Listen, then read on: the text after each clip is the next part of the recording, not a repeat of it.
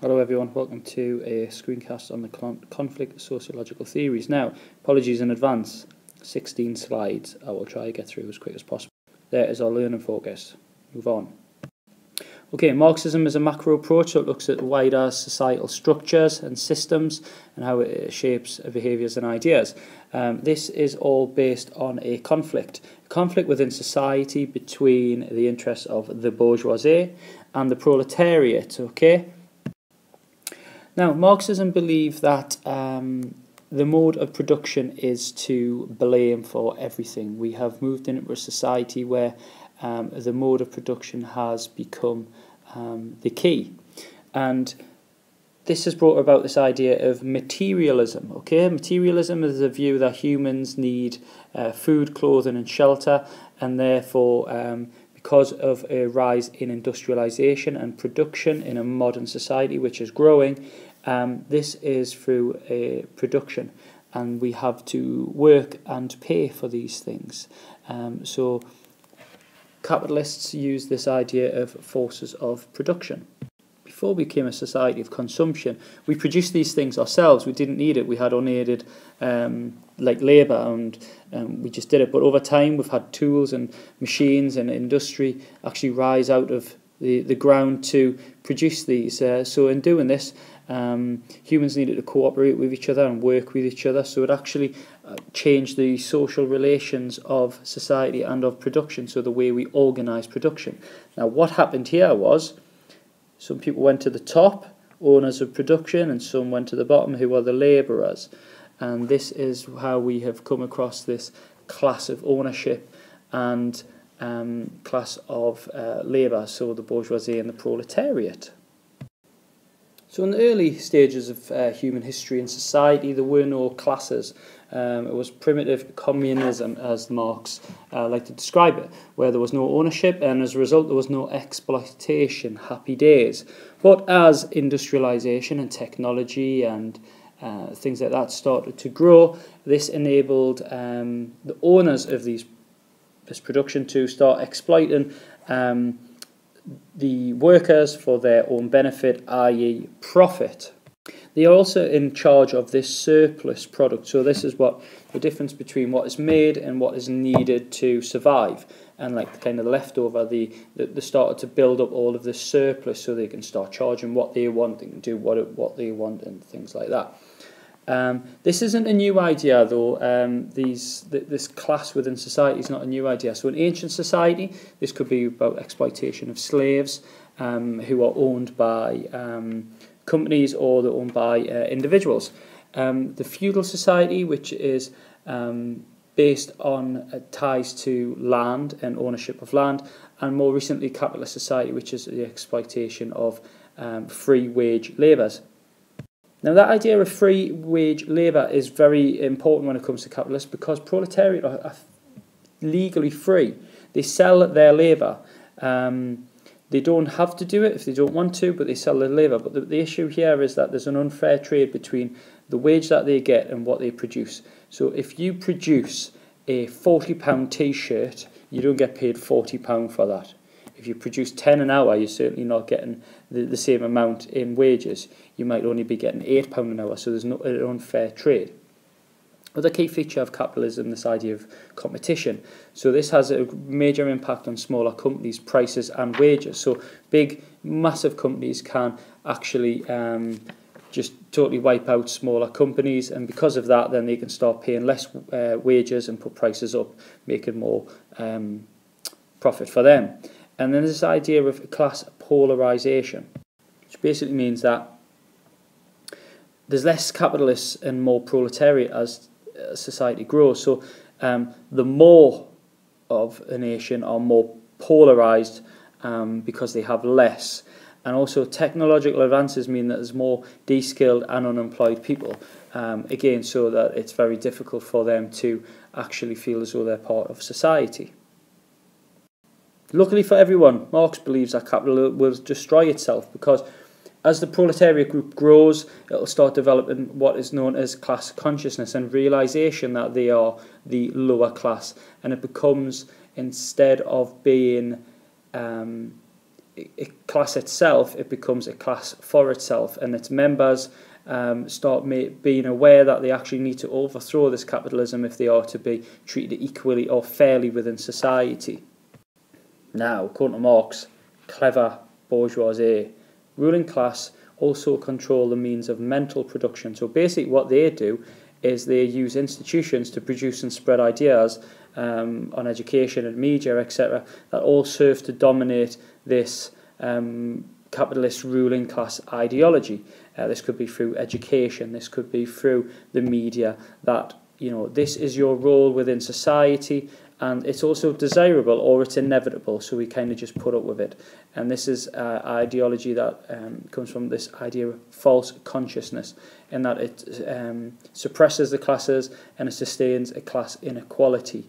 And until we can break free from this ideology of false consciousness, then we will always live within this unequal society.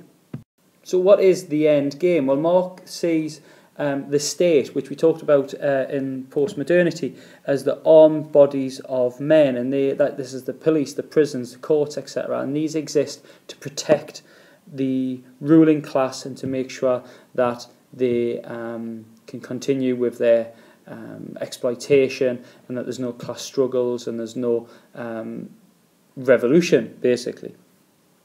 So they use weapons to protect and suppress physical weapons, but also mental weapons, in terms of, okay, if you do something, this is what's going to happen to you. So unemployment could be a mental weapon, for instance, if you were to try and break free from this oppression.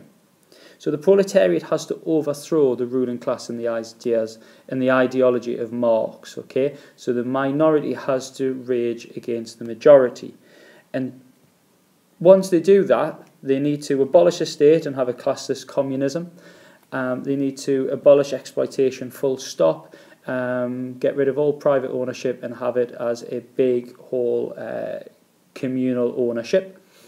They have to remove alienation. So humans need to control their own labour and their own products and their own place within society.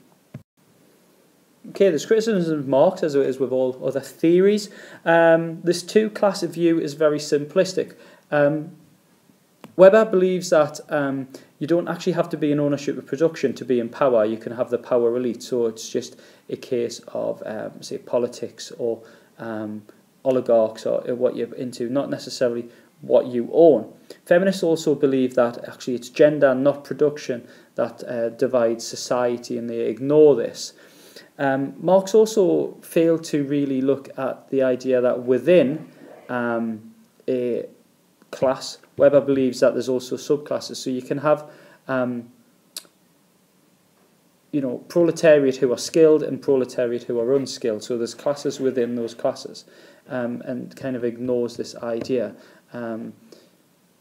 There's also this idea of economic determinism, in that economy is the sole factor, and it totally ignores the idea of free will. So people being freely able to choose whether or not they are going to be exploited or not, and have maybe change our own actions as a result of our feelings about this.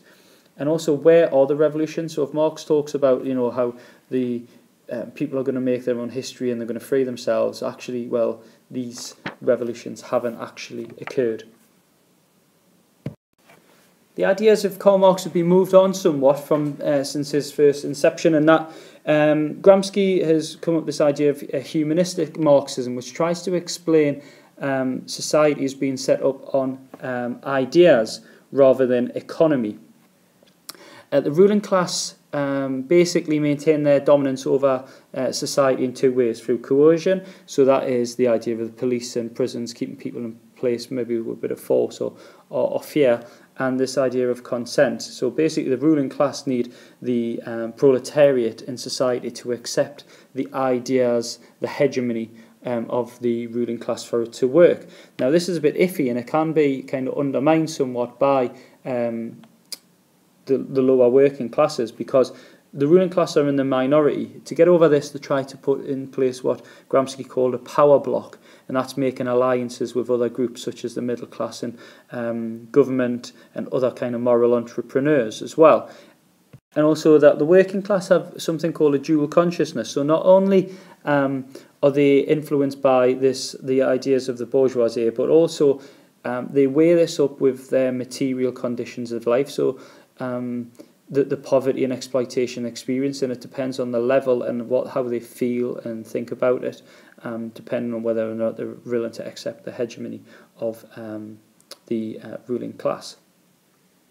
So Gramsci believes that for capitalism to be overthrown, the working class need to have a counter-hegemonic bloc, and that is their own ideas and about how they can win this battle, but also what's going to happen afterwards. So what will ownership look like? What will society look like once they actually kick out the ruling class? This idea about how society should be sorted, then the working class will never overthrow it. And that kind of leads into one of the evaluations, in that, you know, workers may want to overthrow, but they might fear unemployment or state oppression. And also, if this counter-hegemonic bloc isn't there, then it's, you know, why would I do it? Other evaluations of Gramsci and humanistic Marxism is that there's an overemphasis on ideas, and it ignores this economic ideas, economic rule and coercion of the state. The other type of Marxism that developed from the original ideas of Karl Marx is structural Marxism. This is about how the social structure is actually very significant in understanding capitalism. Althusser looks at a base superstructure which has three parts: an economic part, a political part, and an ideological part. Now, obviously, the economic part follows on from this idea from Marx that economy determines everything. Althusser also believes, however, though, that economy doesn't necessarily influence politics and then influence the ideological state. Actually, these can work independently, and in fact, the workings of politics at a political level can in fact impact on economy itself. So it's not all about economy. Interestingly, Althusser also believes that we have no free will. So going against what Gramsci said, in that socialism can't be overthrown by any sort of power block or brand new ideology from the proletariat. It will only die as a result of a structural breakdown caused by capitalism, such as greed or financial issues or political issues. So it cannot be overthrown. Now, evaluation of this is that it's very deterministic, that it's not down to anyone's individual free choice, so it's all been pre-planned and determined. There's nothing we can do about it. And it totally discounts individuals' choice. So E.P. Thompson believes that Althusser completely ignores any working class struggle that happens in terms of their work to try to change society and all of the efforts that have been done over the years. Moving on to the next conflict, feminism. Okay, it's different types of feminism. We know this from looking at last year. The first one is liberal feminism, who believe that society can change as a result of democracy and a change in culture. So there's a big focus on the social construction of gender rather than sex, biological sex. And these changes can happen culturally and also over time, and also are embedded through socialization. So for change to occur in the liberal feminist sides, then these need to be addressed to achieve equality. They're very critical of functionalist gender roles, obviously. So they don't believe that a woman, because she is a woman and a child bearer, she needs to look after these children or stay at home and look after and perform their instrumental roles.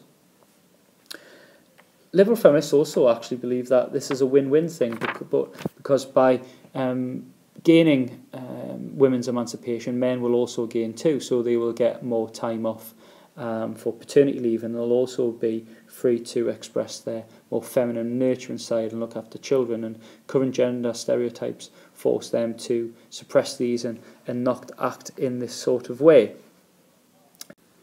Okay, a quick evaluation of liberal feminism, in that it's positive in that they do identify that there's evidence of gender inequality and it has existed over time, but this is generally down as a result of socialisation and the typical functionalist nuclear family type of family, and a move away from that is actually helping.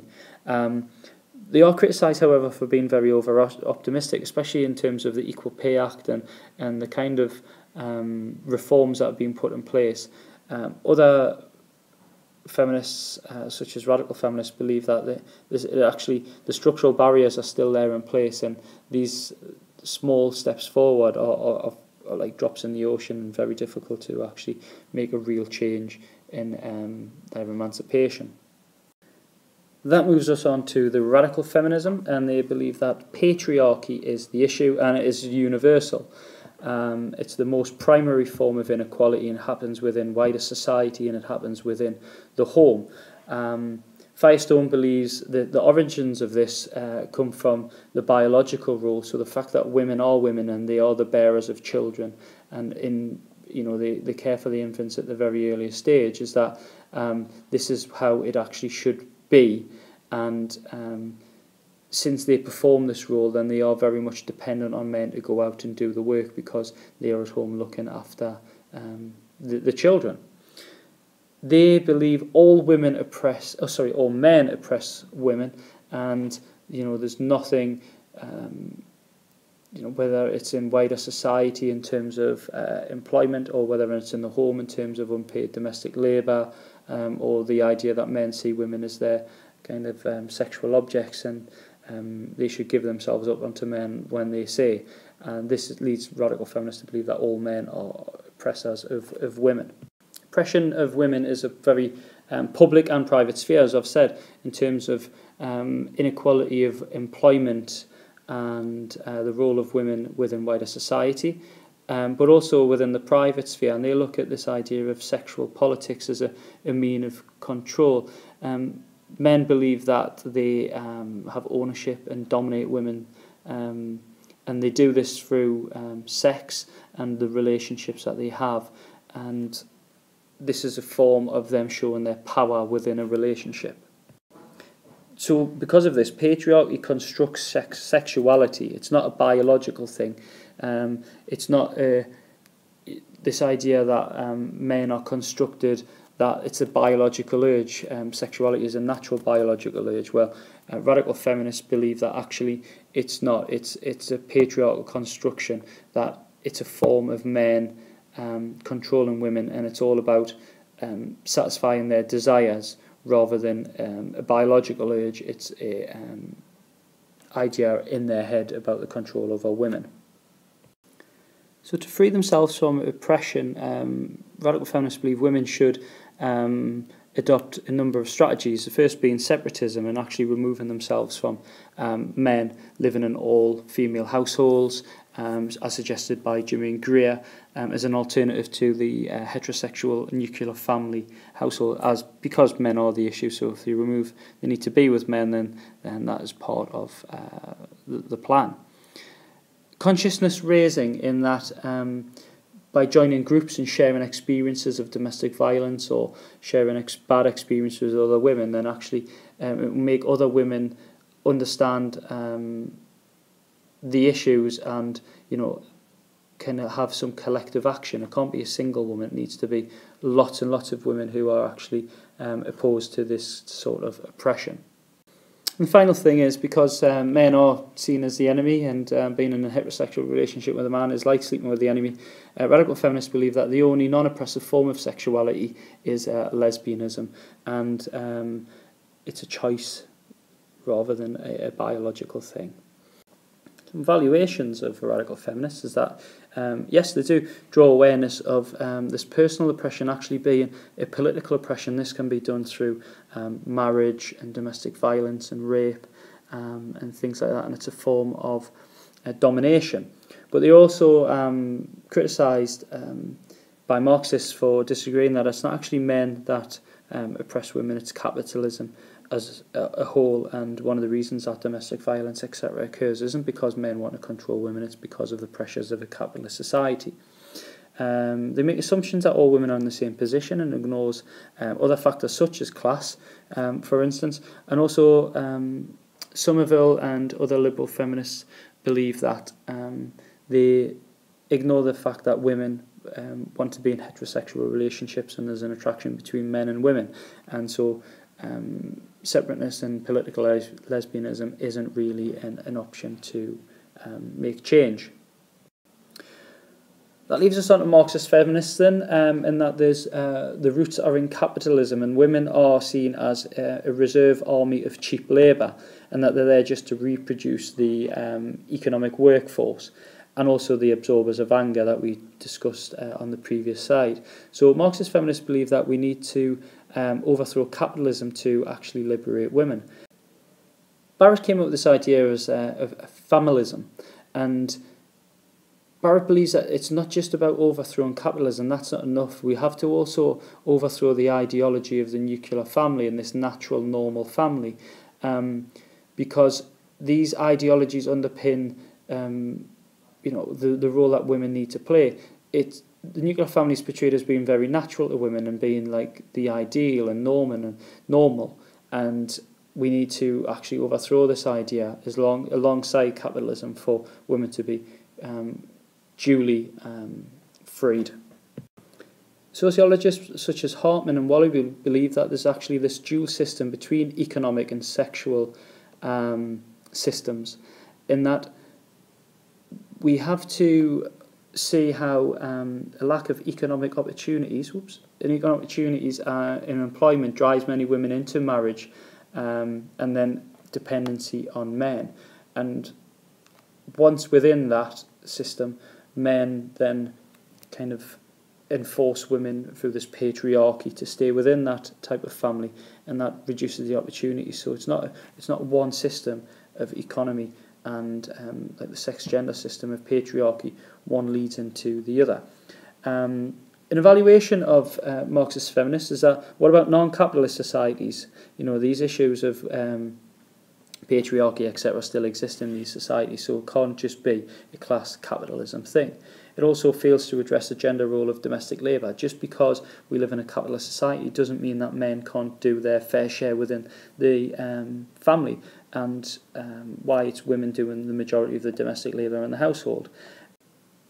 And they also seem to neglect the ways of oppression, so it's not just a capitalist society, but also men oppressing women, and how it's men actually benefiting from unpaid labour, not anyone else. The final type that we're going to look at is difference feminism, and that they argue that women are not homogenous, and that the experiences of a middle-class woman, a working-class woman, a black woman, a heterosexual, lesbian, etc. are completely different, and they experience different types of oppression, such as patriarchy, capitalism, racism, homophobia, etc., etc. They believe that other feminist movements fail to move away from this Western white middle-class assumption, and the neglect, black women's experience of oppression, and the fact that black women actually view the family as quite a positive thing and an escape and resistance to wider racism in society. Post-structural feminism, which is part of the difference approach, believes that it's the discourse of power, it's the language that's used that describes women and the roles that women play within society that helps empower oppression, and also will help empower women. So if we stop using words such as mother and child bearer, then this will actually help. And also if we stop looking at childbirth as a medical kind of condition, then we won't pass on the power to doctors and things like that. Valuation of this is that by putting women into all these different subgroups, it weakens their case instead of strengthening the case. Feminists believe that they should be working as one to try and fight oppression. By actually segregating them into subgroups, it actually weakens their view. Siegel believes that oppression is not about the language used and the discourse. she's critical of difference feminists actually ignoring real social structures and the real issues within society, the physical things such as lack of employment and things like that, not the way that we talk about women. Sorry about the length of this video, but obviously we're running out of time in terms of the year. We'll discuss this further on Friday. I'll see you all then. Bye-bye.